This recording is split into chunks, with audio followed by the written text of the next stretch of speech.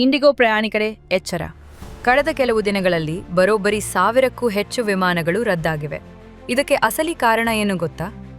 ಮುಖ್ಯ ಕಾರಣ ಪೈಲಟ್ಗಳ ಕೊರತೆ. ಪೈಲಟ್ಗಳಿಗೆ ಹೆಚ್ಚು ವಿಶ್ರಾಂತಿ ಸಿಗಬೇಕು ಅಂತ DGCA ಹೊಸ ಸುರಕ್ಷತಾ ನಿಯಮಗಳನ್ನು ಜಾರಿಗೆ ತಂದಿದೆ. ಆಶ್ಚರ್ಯ ಏನಂದ್ರೆ, ಈ ನಿಯಮ ಜಾರಿಗೆ ಬರೋದಕ್ಕೂ ಮುಂಚೆ ಇಂಡಿಗೋಗೆ ತಯಾರಾಗಲು 18 ತಿಂಗಳ ಸಮಯವಿತ್ತು. ಆದರೂ ಅವರು ಬೇಕಾದಷ್ಟು ಪೈಲಟ್ಗಳನ್ನು ನೇಮಿಸಿಕೊಳ್ಳುವಲ್ಲಿ ವಿಫಲರಾದರು. ಇದರ ಪರಿಣಾಮ ಡಿಸೆಂಬರ್ 5ರಂದು ಸಾಫ್ಟ್ವೇರ್ ಕೂಡ ಕೈಕೊಟ್ಟು ಇಂಡಿಗೋದ ಆನ್ ಟೈಮ್ ಪರ್ಫಾರ್ಮೆನ್ಸ್ ಕೇವಲ 8.5% ಕುಸಿಯಿತು. ಇದೊಂದು ದೊಡ್ಡ ನೆಟ್ವರ್ಕ್ ಮೆಲ್ಟೌನ್. ಸದ್ಯಕ್ಕೆ ಸರ್ಕಾರ ನಿಯಮಗಳನ್ನು ಸ್ವಲ್ಪ ಸಡಿಲಿಸಿದೆ. CEO ಕ್ಷಮೆ ಕೇಳಿದ್ದು ಪ್ರಯಾಣಿಕರಿಗೆ ಫುಲ್ ರೀಫಂಡ್ ಕೊಡ್ತೀವಿ ಅಂತ ಹೇಳಿದ್ದಾರೆ. ಟ್ರಾವೆಲ್ ಮಾಡೋ ಮುಂಚೆ ಫ್ಲೈಟ್ ಸ್ಟೇಟಸ್ ಚೆಕ್ ಮಾಡಿ.